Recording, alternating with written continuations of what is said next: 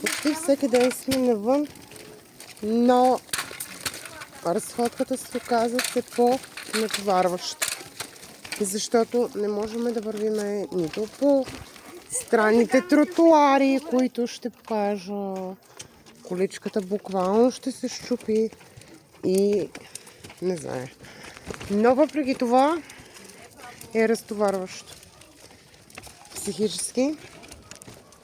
Сега след малко ще се обърна да покажа гледката, която виждаме от тук.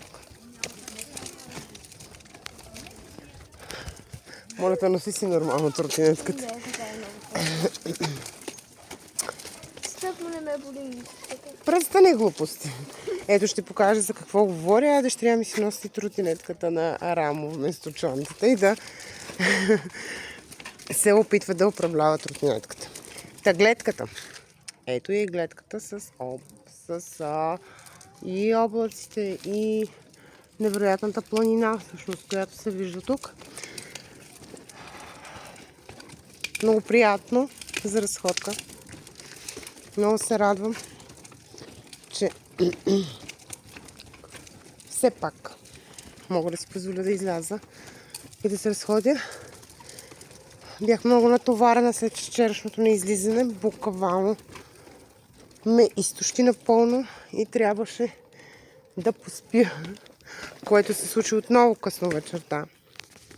И нямаше как да се случат нещата. И сега слязахме вече на пъти, защото по никакъв начин не може да си минала. Много е трудно. Аз не знам как са ги замислили тези неща.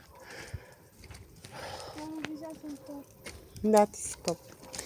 Сега ще видя в нагорното. Старая се. Искам отново да се обърна, не знам дали ще се види на камерата. Там назад в далечината. Не се вижда колко е хубава гледката. Ние живеем в една по-висока част и виждаме тази гледка дори от къщи. И е много красиво.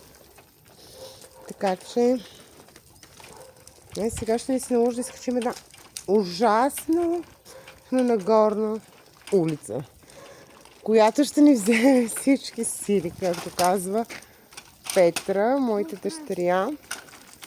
Готова ли си за управление? Тя вече бърза напред. Аз искам само да благодаря на всички, които следвате канала, да ви поканя да следвате канала, да сложите едно пръстче на лайкче, да се абонирате с камбанката за всяко ново видео, което ще качвам.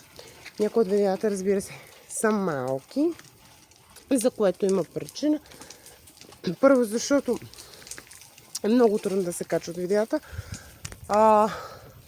От гледна точка да ги заснема, докато маневрирам с 4 деца, пазарувам и се опитам да се справя с тази лудница и с този хаос.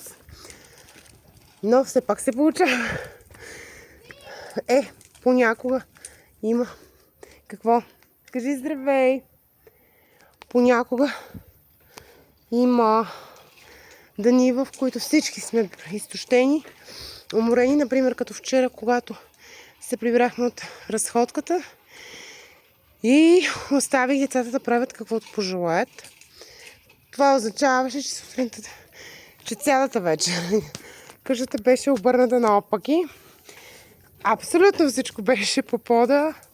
Всяка майка с повече от едно дете знае какво е. И колкото и да се опитва да подреди, няма начин да се случи. Въпреки че големите деца се включват в това, в тази помощ, за което съм много благодарна. Моята дъщеря сме на пазар днес. Сме с бебето. Вчера бяхме всички заедно. Беше чудесно, но въпреки дългата ни разходка, трябва да кажа, че все пак заспаха много късно, може би около 3 през нощта.